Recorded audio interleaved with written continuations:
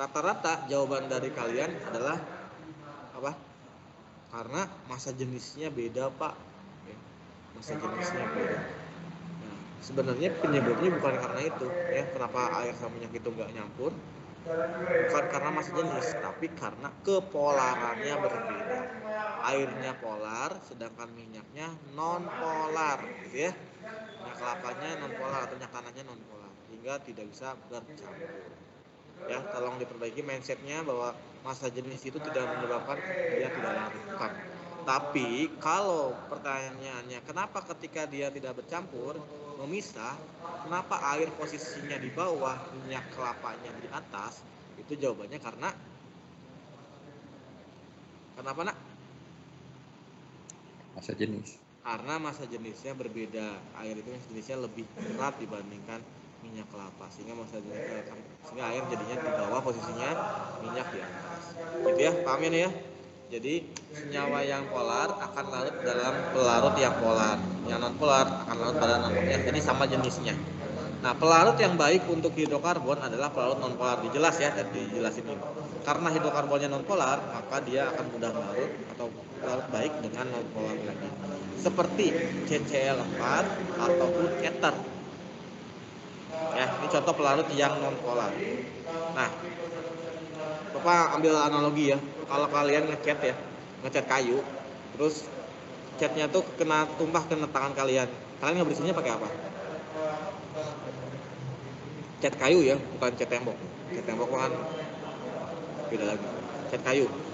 Nah, Sabun. oke. Pakai sabun hilang. Oke, pakai sabun hilang tapi lama ya.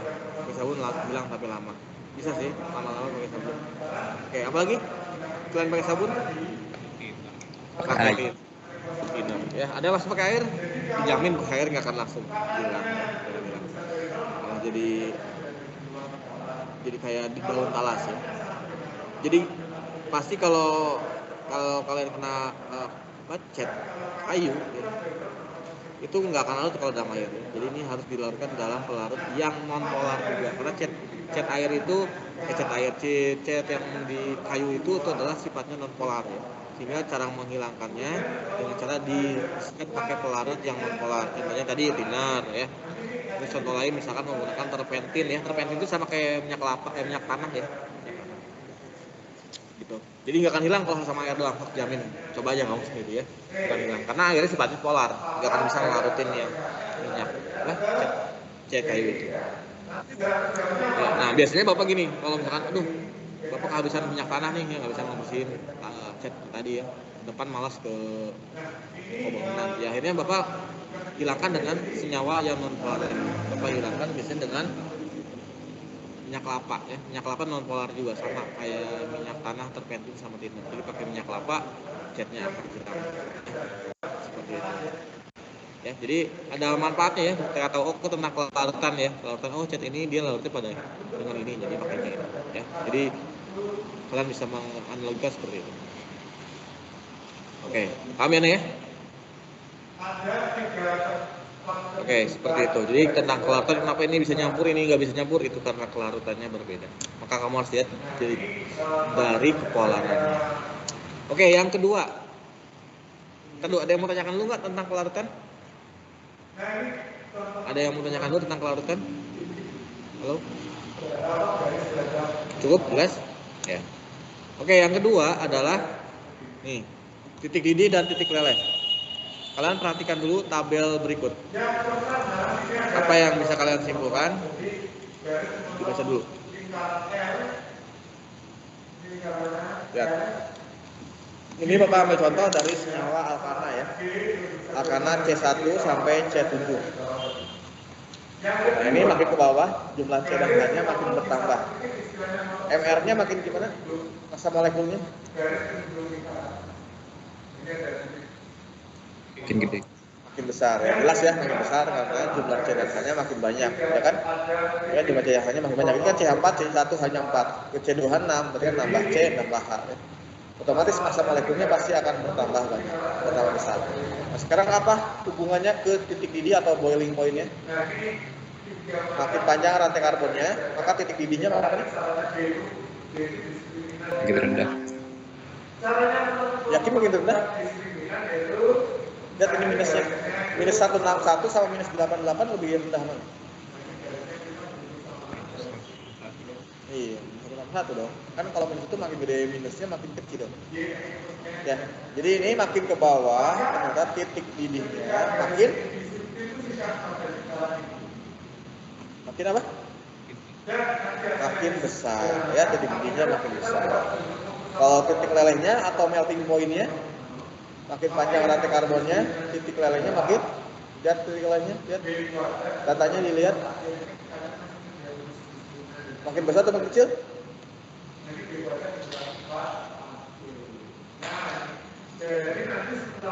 Halo?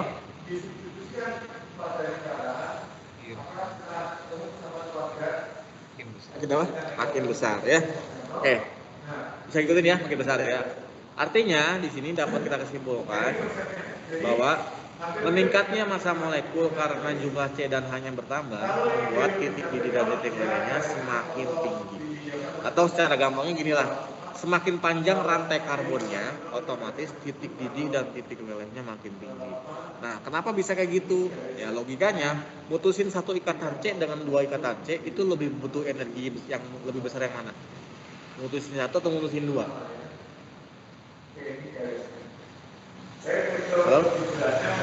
Kalau mutusin ikatan C itu, kalau mutusin satu dengan dua lebih gede mana energi yang dibutuhinnya?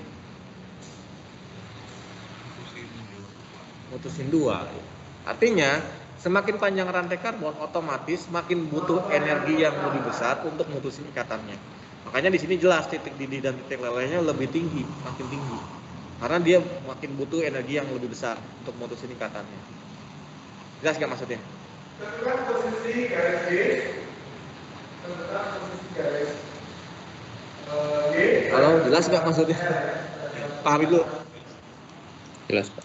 Jelas ya, jadi semakin panjang rantai karbonnya, maka titik massa molekulnya makin besar, ya karena bertambah jumlah C dan H. Titik didih dan titik lelehnya juga makin besar. Ya. Logikanya adalah tadi, semakin panjang rantai karbonnya, ternyata dia butuh energi yang lebih besar, makanya titik didih dan titik lelehnya lebih besar. Oke. Nah, sekarang kita lihat yang ini. Oke, apa yang bisa disimpulkan sama kalian? Lihat dulu.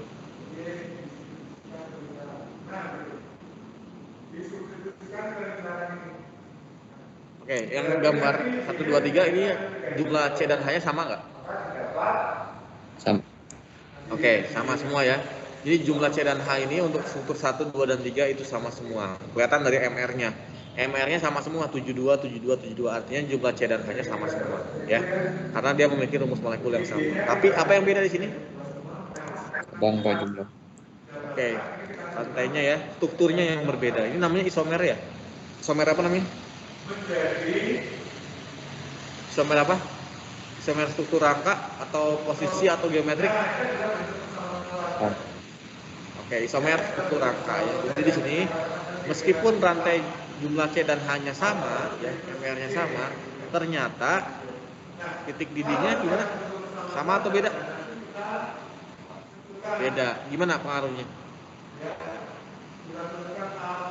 Pengaruhnya gimana? Makin banyak cabang, titik didihnya makin rendah. Oke, betul. Dan makin banyak cabang, titik didihnya makin rendah. Jadi kalau misalkan meskipun dia jumlah C dan H-nya sama, ya, MR-nya sama, belum tentu titik didihnya sama, ya. Bisa jadi titik didihnya berbeda, dipengaruhi oleh cabang, ya. Dipengaruhi oleh cabang yang isomer ini. Semakin banyak cabang, maka titik didih dan titik lelehnya makin rendah. Ya, semakin banyak cabang berarti semakin rumit ya. Semakin rumit struktur suatu senyawa hidrokarbon, semakin rendah titik didih dan titik lelehnya. Coba sekarang mau nyimpulin. Berarti kalau mau nyari senyawa hidrokarbon yang titik didihnya paling tinggi, carinya yang gimana? C sama H-nya paling banyak. Cari C dan H-nya yang paling banyak. Oke, jadi cari rantainya yang paling panjang gitu ya. Selain itu? Yang nggak ada gugus alkilnya. Oke, yang cabangnya paling? sedikit ya, cabangnya paling sedikit bahkan yang tidak bercabang. Jadi kalau ini mah cari aja rantai yang paling panjang yang nggak ada cabangnya gitu ya, yang tidak bercabang. Nah, baru itu